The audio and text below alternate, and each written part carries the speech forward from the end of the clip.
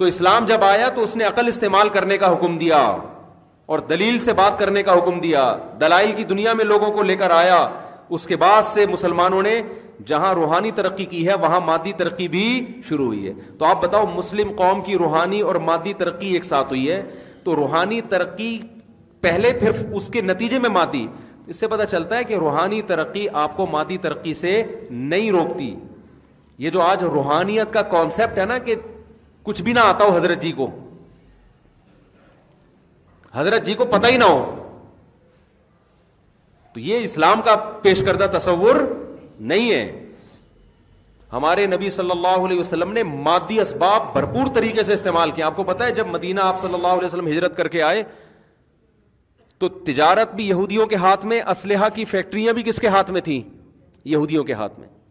آپ صلی اللہ علیہ وسلم نے مدینہ منورہ میں جہاں مسجد قائم کی ہے, جیسے اسی طرح آپ نے بازار بھی قائم کیا تاکہ تجارت یہودیوں کے ہاتھ سے نکل کے کس کے ہاتھ میں جائے؟ مسلمانوں کے ہاتھ میں جائے, ہم ان پہ ڈیپینڈ نہ کریں. تو آج دین دنیا دونوں ایک دوسرے سے کیا ہو گئے ہیں؟ بولو نا, الگ. تو میں جو بار بار کہہ رہا ہوں نا, ہدف آخرت بنانا ہے, تو ایسا نہ ہو کہ آپ یہ سمجھیں کہ ہم نے اب پڑھائی چھوڑ دینی ہے, ہم نے اب صحت بنانے کی فکر چھوڑ دینی ہے, ہمیں دنیا کا پتہ ہی نہ ہو. یہ ہرگز مطلب بولو نہیں ہے, یہ تو رہبانیت ہے. لِيُظْهِرَهُ عَلَى الدِّينِ كُلِّهِ, اللہ کہتے ہیں میں نے محمد صلی اللہ علیہ وسلم کو اس لیے بھیجا تاکہ اسلام کو تمام دینوں پہ غالب کر دیں. تو یہ غلبہ, اس غلبے کے لیے آپ کو وہ تمام جدید علوم سے آراستہ ہونا پڑے گا جن علوم سے آراستہ ہوئے بغیر اس زمین پہ غلبہ ممکن ہے ہی نہیں. تو یورپ نے جو ترقی کی مسلمانوں کو دیکھ کے کی ہے, پھر ان کی ترقی میں رکاوٹ بنے ان کے مذہبی لوگ, کیونکہ وہ مذہب منسوخ شدہ تھا.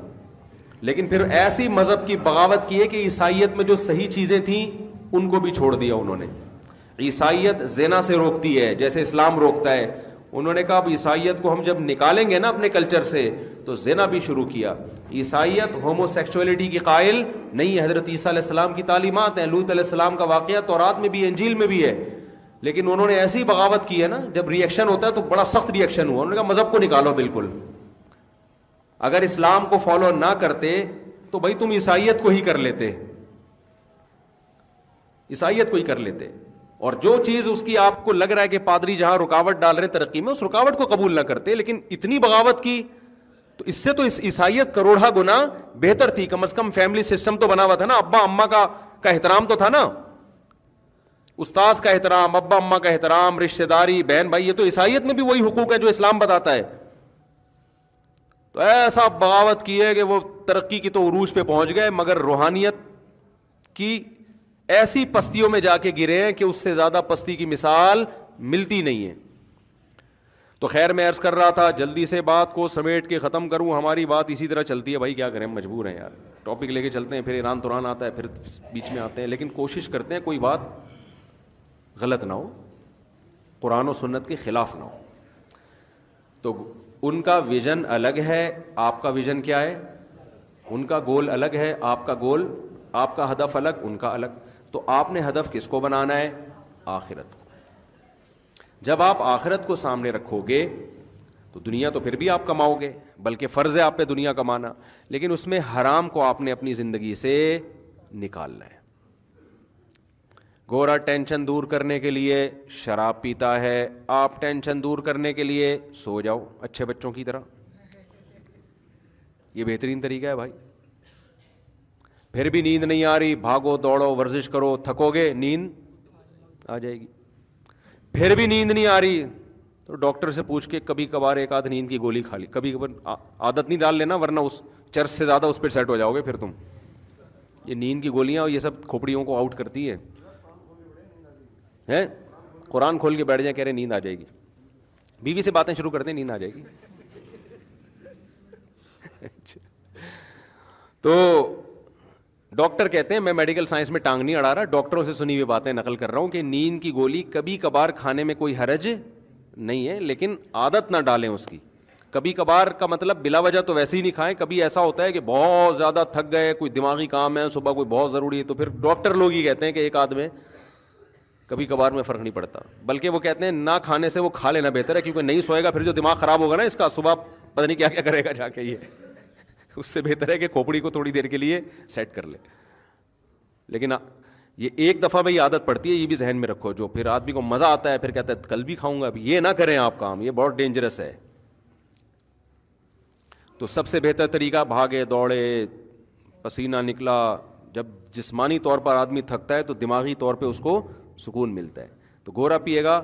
شراب، آپ نے شراب نہیں پینی، کیونکہ یہ آپ کو آپ کے آخرت سے کیا کر رہا ہے، یہ عمل ہٹا رہا ہے.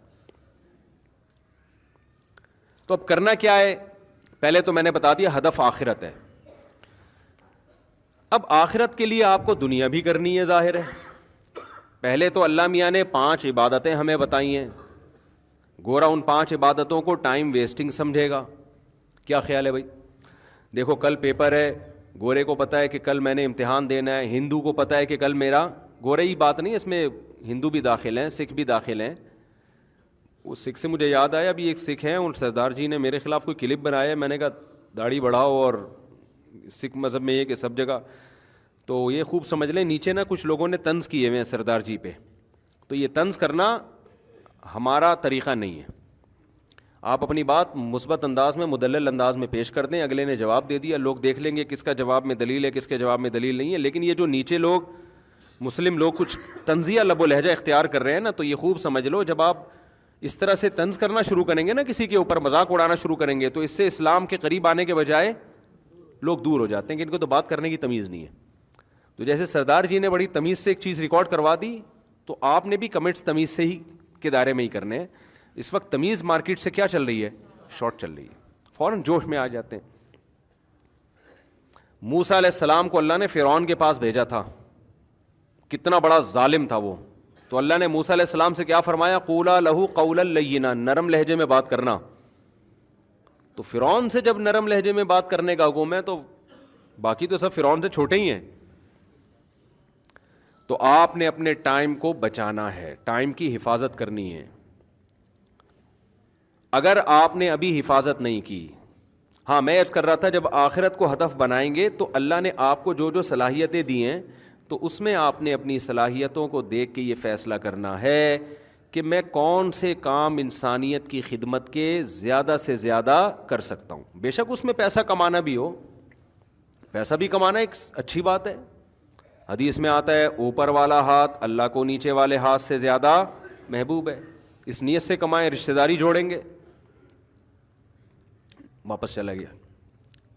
میں نے کہا تھی کئی ہفتوں تک میں یہ 4 شادیوں پہ بیان نہیں کروں گا، پھر خواتین بہت ناراض ہوتی ہیں. یعنی پیسہ آیا تو میں یہ کہنے والا تھا کہ جب آئے گا تو پھر ہم 4 کر لیں گے، کیونکہ اس میں رشتہ ملنا آسان ہوتا ہے. لیکن میں نے کہا یہ بات اب بہت ہو گئی یار. پھر کبھی کسی وقت یہاں تک آئی تھی، پھر وہ نکل کے پھر وہ آ گئی نا یہاں تک، اب اس لیے میں نے کہا واپس لے جانا ٹھیک نہیں ہے.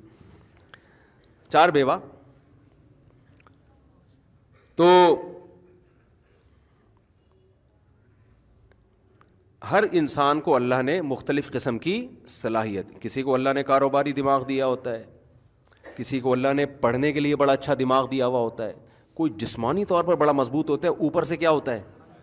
خالی ہوتا ہے، لیکن جسمانی طور پر بڑا مضبوط ہوتا ہے وہ. اور کوئی بہت سارے صلاحیتیں ہیں نا، وہ تو آپ خود فیصلہ کریں. تو اب میں یہاں تک پہنچنا چاہتا ہوں کیونکہ آپ میں اگر پاور ہوگی، طاقت ہوگی، چاہے ٹیکنالوجی کے لحاظ سے ہو، چاہے وہ آپ نالج کے لحاظ سے ہو، چاہے جسمانی قوت کے لحاظ سے ہو، تو آپ وہ کام قوم کے لیے، اللہ کو راضی کرنے کے لیے کر سکتے ہیں جو کمزور آدمی، جس میں وہ صلاحیت نہیں ہے، وہ آدمی نہیں کر سکتا.